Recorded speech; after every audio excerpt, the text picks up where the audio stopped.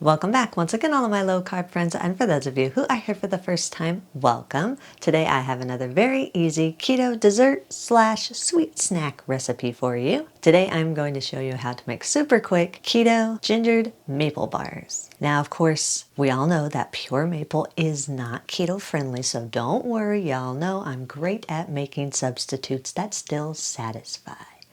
So this is going to give you that nice little maple flavor without all of the nasty carbs. And if you want a printable version of this recipe, you can check out my website at janet'sdeliciouslowcarbkitchen.com. You can find a printable version of this recipe and other goodies there for you. And if you're new to the channel and you want to see lots of easy, delicious, low-carb keto recipes, make sure you click that subscribe button and click the notification bell that's right next to the subscribe button. That way you can be notified every time I put out videos, at least every Wednesday and Saturday. And if you'd like to help support the channel, make sure you scroll down in the description of the video. You'll see some affiliate links. Anytime you purchase anything using those affiliate links, a small portion of your purchase will go to me and help support the channel. So, while you do all that, let's get cooking.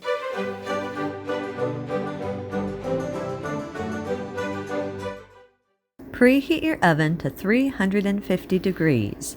Line an 8 by 8 inch cake pan with parchment paper and allow the paper to hang over the sides just a little bit so you can easily remove the slab out once it's done baking. Then set your pan aside for a minute. Place a half cup of very soft butter into a large mixer bowl. Make sure this is very soft. You do not want it melted, you just want it very soft so that it beats in smoothly.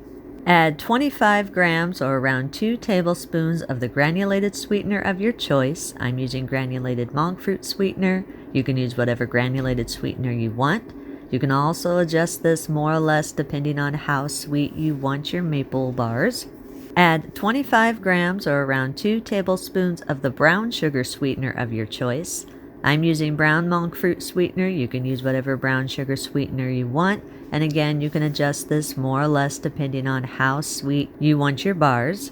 Add 60 grams or around 3 tablespoons of keto maple syrup. You can use my keto maple syrup or any keto maple syrup of your choice. I'm actually using Chochero's keto maple syrup. You can use whatever you want.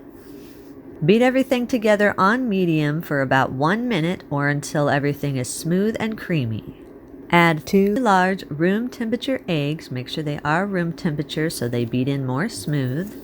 Add 1 teaspoon of maple or vanilla extract. You can also adjust this more or less depending on how dominant of a maple or vanilla flavor that you want in your bars. Beat everything together again on medium for about 30 seconds or just until everything is fully combined. Scrape down the sides of the bowl and push everything to the center of the bowl. In a medium sifter or mesh strainer, combine 112 grams or around 1 cup of coconut flour, 10 grams or around 2 teaspoons of baking powder, 1 teaspoon of ground ginger. You can also adjust this more or less depending on how dominant of a ginger flavor you want in your bars. Add a 1/4 teaspoon of salt.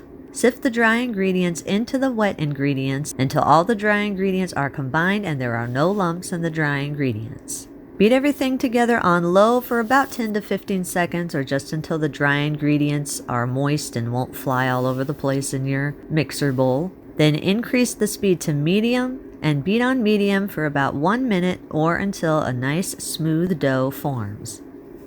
Again, scrape down the sides of the bowl and push your dough to the center of your mixer bowl. Now, if you don't have a standing mixer, you can use a hand mixer or you can mix this together with a wooden spoon. It'll be just fine either way.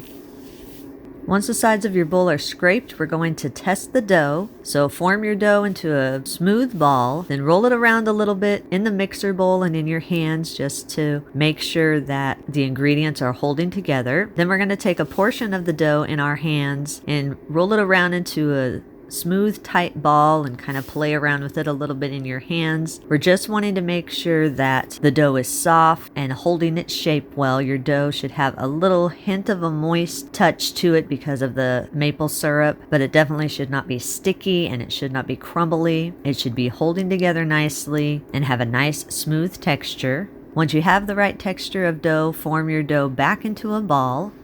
Then use a wooden spoon and break up the ball just a little bit. Gradually fold in around 4 ounces or about 3/4 cup of the keto white chips of your choice. I'm using Chochero's white chocolate chips. Lily's also is a really good brand of white chocolate chips. Or you can just chop a white chocolate bar if you don't want to get the actual chips. Funky Fat Foods has a good white chocolate bar, and Lily's also has a good white chocolate bar you can use for those. You can also adjust the amount of the white chips according to your personal taste. Also, if you want to, you can fold in any other add-ins of your choice, like you can fold in some mixed nuts or some chocolate chips instead of the white chocolate chips. It's up to you. Once again, form your dough back into a smooth ball. Place the ball of dough in the center of your prepared cake pan. Use your hands and evenly press the dough throughout your pan. Make sure that you get this as even as possible. One thing I like to do once I get the dough all evenly pressed throughout the cake pan, I like to take a knife and just kind of drag it a little bit along the sides of the dough and kind of pull the dough a little bit away from the sides of the pan. This just helps the edges get a little bit more of a golden tone to them. You don't have to do this. Use a fork and stir together 1 tablespoon of the granulated or brown sugar sweetener of your choice. I'm using brown sugar sweetener. And 1 teaspoon of ground ginger or ground cinnamon. Then sprinkle the mixture evenly over the top of your dough. Use the back of the spoon and very lightly tap the topping gently into the mixture. You're not wanting to push the topping all the way in. You're just wanting to make sure that it stays in place while it's baking, and after it's baking that it's not loose. Place the pan into your preheated oven and bake at 350 degrees for 20 to 25 minutes or until the slab is golden. Once the slab is done baking, remove it from your oven, and if desired, immediately as soon as you remove the slab from your oven, sprinkle some more white chocolate chips over the top of the hot slab. Then allow the chips to sit on the hot slab for about 2 to 3 minutes or just until they start melting. Use a spatula or a butter knife and spread the white chocolate into whatever design you want. Or if you want to cover the whole entire slab, then you can add as many chocolate chips as needed to spread however much of the white chocolate you want on top. Then allow it to cool in the pan for about 30 minutes or until the slab is fully firm. After 30 minutes and the slab has firmed up, grasp the overhanging parchment paper and carefully lift the slab out of your pan, then transfer it to a wire rack and allow it to cool completely before slicing it into squares or bars, whatever shape you want to slice them into.